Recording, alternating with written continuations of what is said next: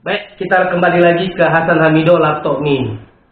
Isu terkait dengan pengangguran, terutama di anak muda ini banyak titip pesan. Itu banyak caleg itu ceritanya di depan, tapi setelah dia jadi, tidak ada pikir kita ini yang banyak menganggur. Susah rasanya lapangan kerja.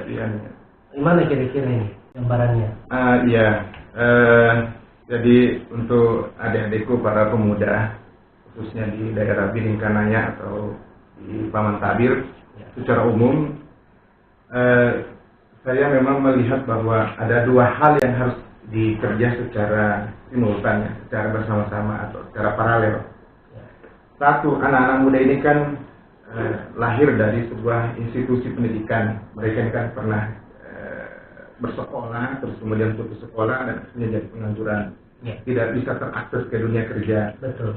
Nah, jadi yang perlu dibangun itu adalah satu, etos kerja seorang anak muda, bahwa mereka itu harus bangga kalau bisa berpenghasilan. Mereka itu harus mendidik pribadinya bahwa kalau saya itu memberi nafkah, memberi sedekah kepada orang tua saya atau kepada kerabat saya, itu adalah sebuah kebanggaan. Ini yang harus kita bangun dari sisi internal para pemuda. Di saat yang bersamaan, karena mereka ini pernah berada di lingkungan sekolah atau dunia pendidikan, di dunia pendidikan itu memberikan nitip skill kepada anak-anak. Saya ini kan lagi menggeluti dunia pendidikan. Ya kita bikin sekolah ini di Bilingkanaya, yaitu Sekolah Islam Terpadu Ar-Rahmah. Setahun yang lalu itu saya membentuk tim penggagas kurikulum, yang saya sebut yang kurikulum kepemimpinan. Tapi ini panjang sekali nih ceritanya, panjang. Yang kalau poinnya yang satu di antaranya itu adalah bahwa anak sekolah yang bersekolah seharusnya yang sudah mengenyam pendidikan sekolah itu seharusnya mereka itu tidak menjadi buta terhadap dunia kerja. Mereka sudah punya skill. Kalau mereka misalnya belum sampai lanjut ke dunia pendidikan di tingkat berikutnya, apakah perguruan tinggi, mereka sudah bisa sebenarnya berpenghasilan. Dengan keterampilannya, misalnya keterampilan perbengkelan, misalnya keterampilan, sekarang ini sudah banyak tersaji ini sebenarnya nih, Pak. Tinggal bagaimana mereka ini kita dorong. Tadi yang pertama itu bahwa mereka harus merasa bangga pada dirinya kalau bisa berpenghasilan. Cuma anak muda ini kan bilang begini, siapa yang tidak mau kerja? Saya juga mau kerja, tapi kan tidak ada lapangan kerjanya. Di mana sih mau cari kerja ini, bosku? Nah, begitu kira-kira. Benar.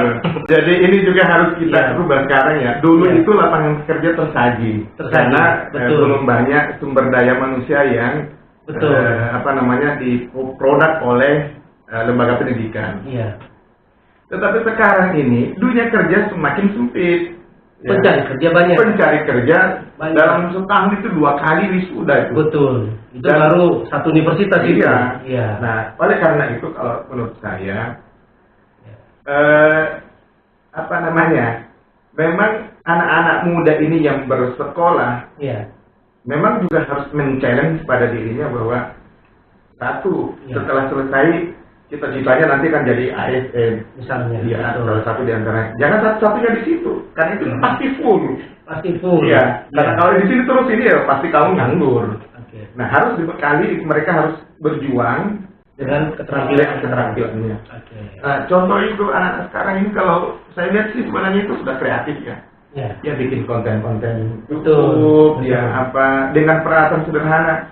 Nah, inilah kalau misalnya nanti kita di anggota dewan, yang seperti ini harus diadvokasi anggaran.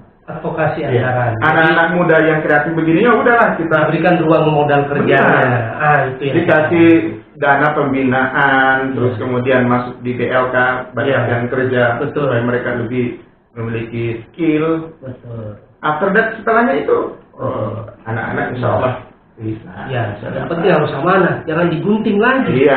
Ini yang menjadi masalah memang ini. Gunting lagi, wah. Pasti kita anak muda ini kok dong. Iya. Gitu.